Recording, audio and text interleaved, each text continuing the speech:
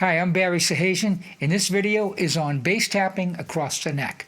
Bass tapping by itself in one position has its challenges. Going across the neck an octave or more using several different positions creates different challenges I'd like to discuss today and show you it. I have an example broken down into 4 sections, and I'll show you each section one at a time, the theory, the technique, and my thoughts on this so you can try it to get your best out of tapping. First of all the examples, all the sections are from an E7 arpeggio, with the exception of one, and that'll have a 9 in it. I'll show you when we get there. So we start out with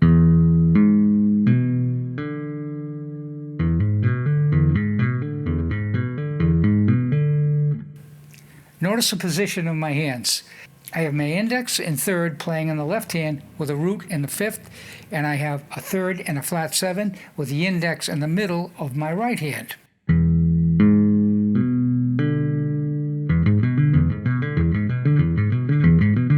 These fingerings make the most sense. It really makes it easier on the economy of motion. Therefore, you get better speed and tone.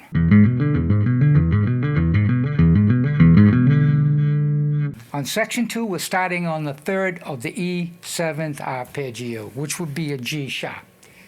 And it also would make this a first inversion of an E7 arpeggio. So we play the third, which is the G sharp on the 11th fret of the A string. We play the fifth, which is the 9th fret of the D string, and that will be a B. And we play a flat 7, which is a D on the 12th fret of the D string. And then we're going to do something different right here.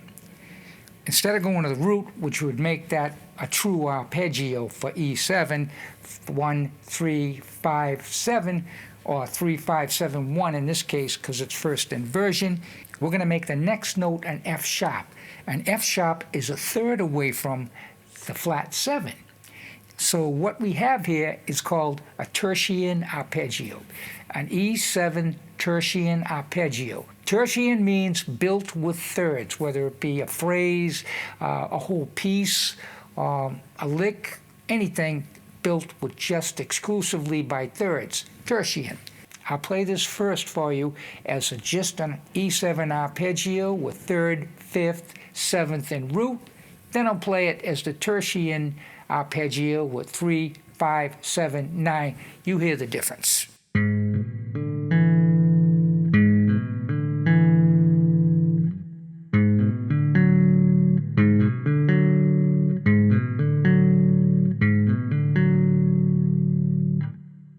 Now I'll play section 1 and section 2 back to back, and I'll play it fast, then I'll play it slow.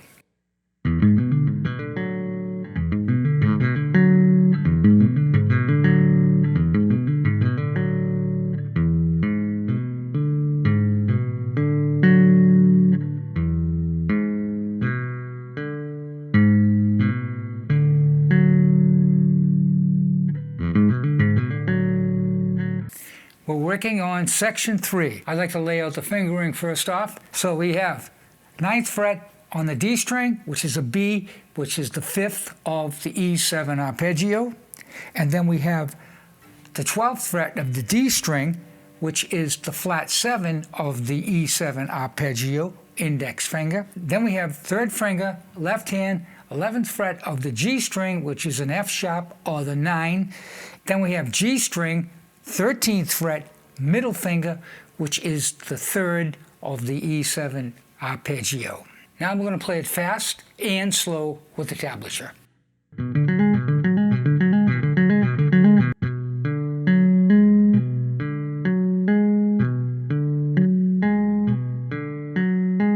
I would like to play section 1, section 2, section 3 back to back.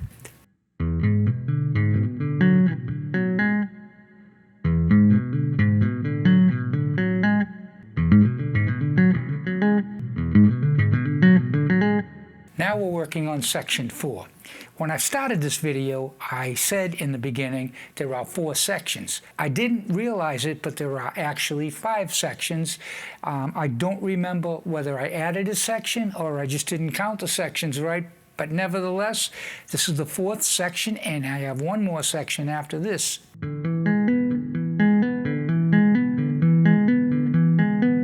I'd like to point out something that happens frequently in the fingerings in almost every case with these lines on this video tutorial today. You have two shapes basically I use in almost every one of the examples, and they alternate from hand to hand.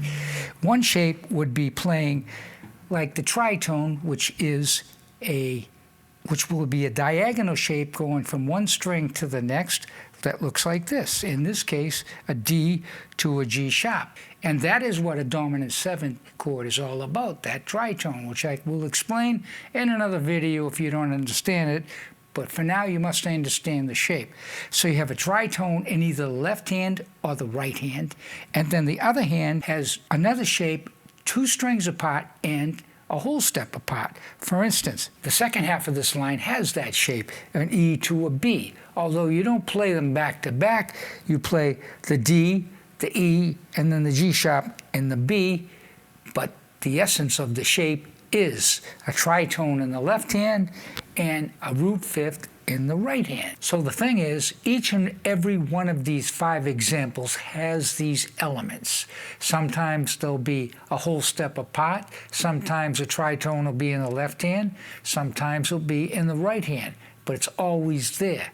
That is the theory of this, and to know this, it makes it easier to understand. Therefore, it makes it easier to apply it. The more you know about these things, the more theory you know, the more you know about the shape, and the more you understand it, it makes it easier to apply and to relate when you're in other keys or other chords. What about an A7th, a B flat 7th, a G7th? All the same application, except the notes are different, but the theory's the same, the shapes are the same. We're now working on section 5.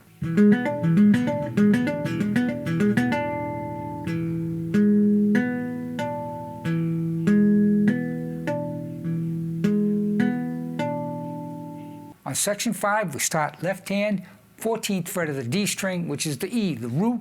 We go up to the 18th fret on the D string with the right hand index finger, and we play the 3rd, which is a G sharp. Then we play the 5th on the 16th fret of the G string, which is a B. And then we go to the 19th fret on the G string, and we play a D, which is the flat 7. Now I'd like to point out the shapes, how they correspond to what I spoke about in the last section. On this line, we have the tritone in the right hand with the 19th fret middle finger on the G, which is a D, and then we have the 18th fret on the D string with the index finger, which is a G sharp. There's our tritone for the E7th chord. So we have the root 5th here and the tritone here, but this time they're a half step apart. On the last example, they were adjacent, but all the same, the elements of this line are the same in all 5. Tritone or root and 5th in either hand, and they could be a half step apart or a whole step apart, and that is a formula for all 5 of these lines. Right now, I'd like to get creative with these lines, and how I'm going to do that is to add rhythmic displacement. Now, by adding rhythmic displacement, I'm not going to change the order of the notes or where you played the notes or the technique of the notes. And you already have that in your muscle memory, so it should be pretty easy to apply this. And it usually is. So here's what I'm going to do. We have to do a little math first. We have a 4-note phrase, played 4 notes at a time, and we're going to repeat it 3 times. So that means 3 times 4 notes is 12 notes. You have a total of 12 notes if you play the line 3 times. Now take that number 12 and divide it by 4, and you have 4 sets of 3. Now what we're going to do is not change the order of the note or anything else. We're just going to change the rhythm of it.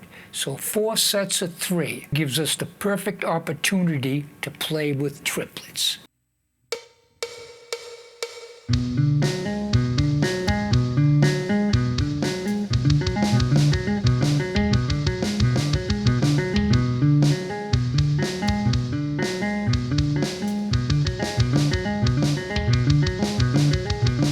Like this video, please subscribe, hit the bell to be notified of all the new videos yet to come, like and comment.